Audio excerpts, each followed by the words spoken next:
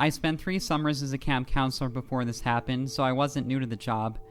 I knew how kids worked at night. The homesickness, the dare each other to go outside energy, the way a dark forest could turn any 11-year-old into a conspiracy theorist by day 3. I'd heard every version of "there's something outside" you can imagine. I thought I knew the difference between a scared kid and a kid telling the truth.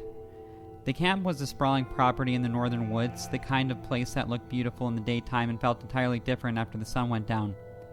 Most of the cabins were grouped together near the main lodge, but one, Cabin 7, sat about 50 yards further into the tree line, slightly separated from the others.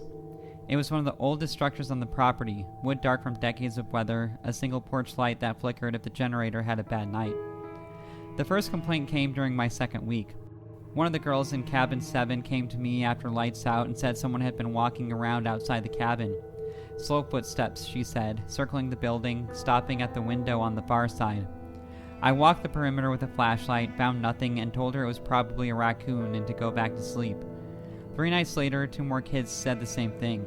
Different nights, different kids, same description. Footsteps circling the cabin, stopping at the window. I chalked it up to a rumor spreading through the cabin. One kid tells another, they all start hearing things. It happens every summer. Then, 2 of the girls mentioned something separately within the same day, without either of them knowing the other had said it, that whoever was outside had been humming. I asked them both to describe it without prompting each other. Same melody.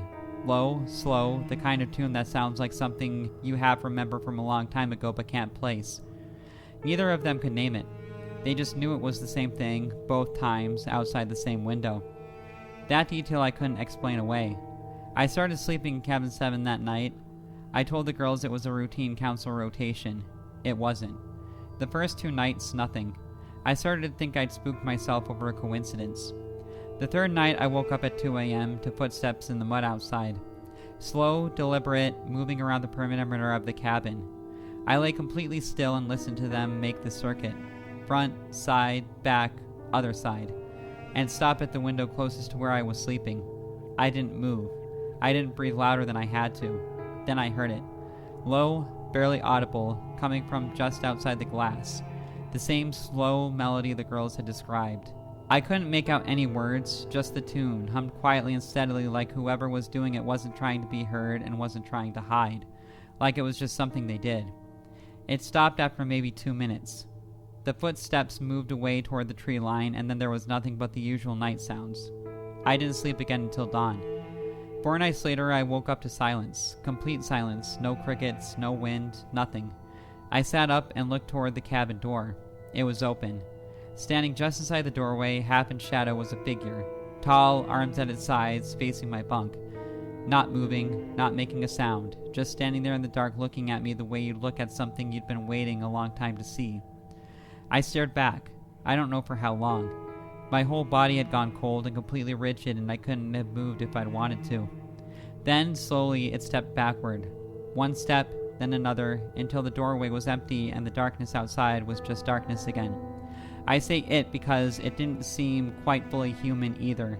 I know that sounds really weird, but that's just how I remember it. I checked every single camper. All 12 of them, accounted for, asleep. I sat on the porch until sunrise with every light in the cabin on. I told the camp director the next morning. She walked the perimeter, found nothing, and told me to keep an eye on things. Luckily, we didn't ever have to call the cops because nothing happened after that. I finished out the summer. I didn't know what else to do. On the last day, while we were helping break down the equipment storage next to Cabin 7, I found a notebook wedged behind the woodpile. Weathered, cover warped from moisture, pages stuck together in sections. I opened it. Handwritten entries going back years, different dates, same handwriting throughout. Short observations, nothing that made immediate sense out of context. The last entry was dated 3 weeks into the current summer, the week the girls first started complaining. In the margin beside the final entry, written smaller than the rest, was a single line of musical notation. Just a few bars, penciled in like an afterthought. I photographed it and sent it to a friend who plays piano. She transcribed it without me telling her anything about where it came from or why I was asking. She said it was a simple melody, old-fashioned, she thought, maybe a folk tune or a lullaby. She said she couldn't place it exactly, but that it felt like something she'd heard before without being able to remember where. I knew where. I've never gone back to that camp. I don't know who wrote in that notebook or how long they've been coming back to that specific cabin year after year, leaving entries and moving on. I don't know what they wanted or why they hummed while they walked. I just know that whatever it was, it had been there long before I arrived, and based on the dates in that notebook, it had every reason to believe it would still be there long after I left. I worked 2 summers at a camp in the Ozarks, and by the second one, I thought I had the job figured out. You learn fast what's worth losing sleep over and what isn't. A kid who won't stop crying at bedtime, a fight over a bunk assignment, someone who swears they saw something in the woods. None of it is actually as serious as it feels at 11 o'clock at night when you're tired and just want the cabin to go quiet. I tell myself that now so I can understand why it took me as long as it did to take it seriously. The boy in my cabin, I'll call him Owen, was 7 years old, small for his age, the kind of quiet kid who watches everything but says almost nothing. He wasn't homesick, wasn't a troublemaker, he just kept getting up at night. The first time I noticed, I assumed he needed the bathroom. I walked him there and back, and that was that. The second time, 3 nights later, I woke up to his bunk empty and found him standing at the cabin door, hand on the screen, looking out toward the tree line. I asked him where he was going. He said he wasn't going anywhere yet. I put him back to bed. The third time I followed him. He moved through the dark like he'd done it before. No hesitation, no looking around, just a straight line from the cabin door toward the far edge of the property where the grass gave way to woods. I stayed about 20 feet back and watched him stop at the tree line and stand completely still, facing the trees, hands at his sides. I called his name. He turned around immediately, no surprise on his face like he'd known I was there the whole time. I asked him what he was doing. He said someone in the woods had been asking him to come back. I put him to bed, told him it was a dream, and then I went back out to the tree line alone with a flashlight because I couldn't leave it at that. The woods were dense enough that you couldn't see more than 30 feet in, but there was a narrow deer path that pushed through the underbrush, and I followed it until it opened into a small clearing. Maybe 20 feet across, circular, the ground beaten flat in a way that suggested it had been used regularly. In the center, someone had arranged a ring of stones, not randomly, deliberately, each one placed with its flattest side facing up. Propped against one of the stones was a photograph. I picked it up and shined the flashlight on it. It was a clear, recent print, not faded, not weather damaged, of the exterior of my cabin. Dark windows, no lights, the porch lamp casting a yellow circle on the steps. Taken at night, recently enough that the print was still clean. My hands were shaking when I put it in my pocket. I didn't fully process what it meant until I was already walking back out of the woods. I went to the camp director first thing in the morning.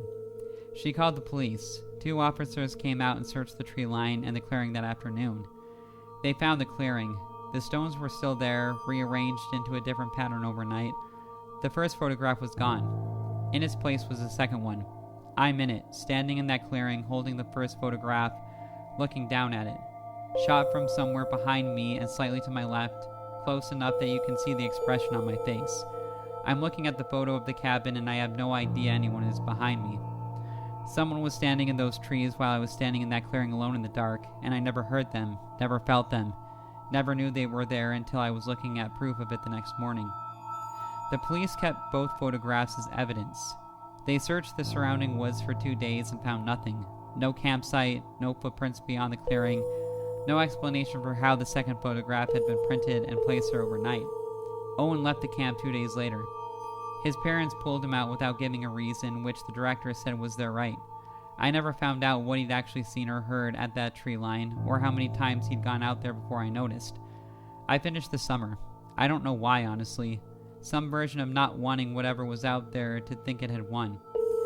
What I know is this. Someone had been watching that cabin long enough to know which direction to photograph it from, long enough to know the layout of the property, where the clearing was, which path led to it.